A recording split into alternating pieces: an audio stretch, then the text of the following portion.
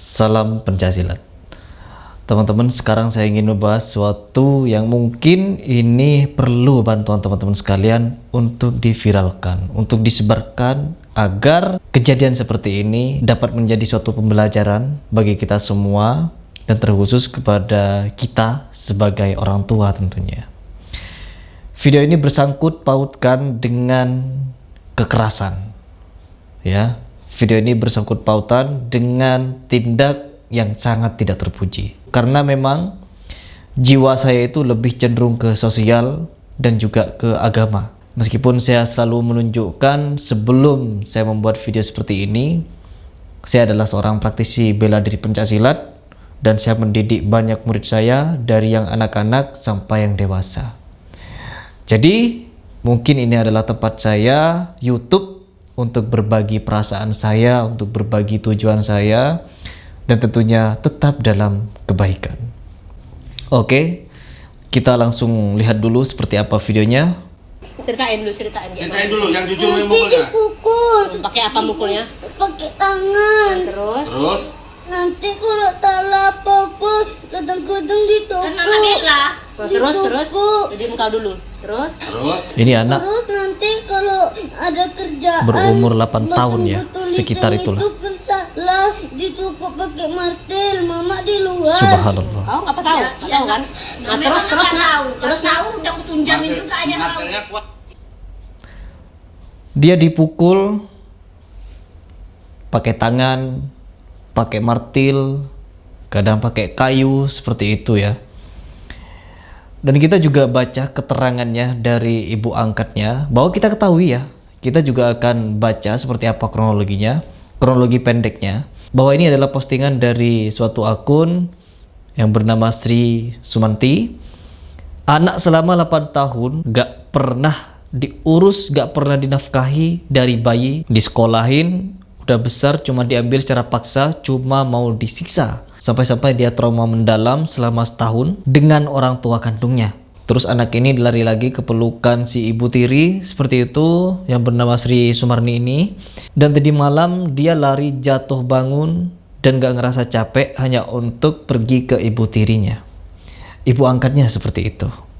Jadi ya teman-teman, dari cerita ini, dan saya juga ingin membagikan ini karena apa? Biar berita ini tambah viral. Dan kenapa biar viral? Agar ini bisa sampai ke pihak yang berwajib. Ini anak masih umur 8 tahun, disiksa, dipukul. Sekalipun meski anak itu nakal, gak ada hak seorang tua untuk memukulnya sampai seperti ini, sampai lari terbirit-birit seperti itu. Apalagi dari cerita anak ini, dia dipaksa untuk melakukan pekerjaan yang bukan pekerjaannya seperti menimba air dan lain sebagainya. Kasihan, anak-anak itu masa-masanya bermain, anak-anak itu masa-masanya belajar dan bermain. Tidak pantas diperlakukan seperti ini, apalagi dipukul, dizolimi. Menurut mata saya pribadi, ya kita tidak bisa menutup kemungkinan bahwa semua orang memiliki caranya yang berbeda-beda dalam mendidik anaknya. Namun kekerasan itu bukanlah prioritas di dalam mendidik.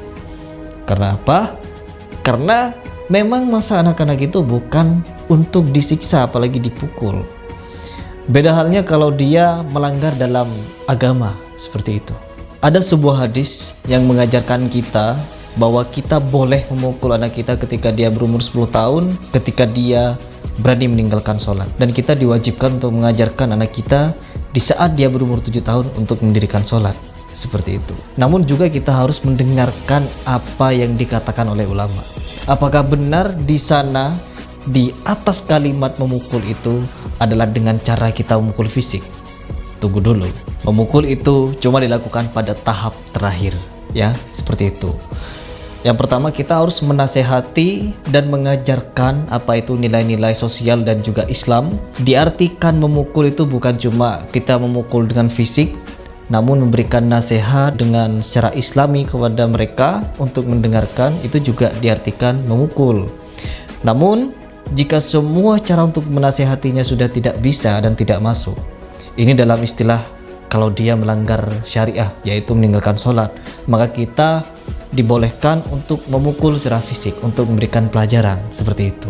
Namun diingat, itu adalah cara terakhir. Di dalam Islam saja kita tidak dianjurkan, apalagi masalah seperti ini. Ketika si anak tidak memiliki salah apa-apa, apalagi mungkin dia tidak patuh ketika disuruh ini dan itu dan terlalu berat untuknya, lalu dia dipukul. Itu perbuatan yang zalim.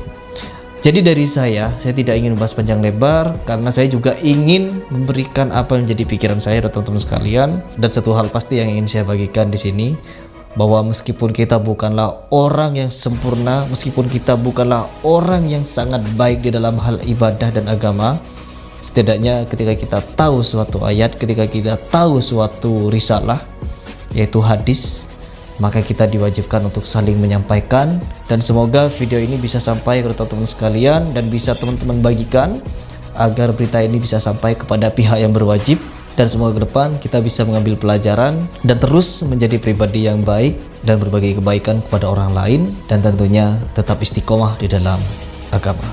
Saya Heri Pras mengucapkan salam pencaksilat dan tetap istiqomah.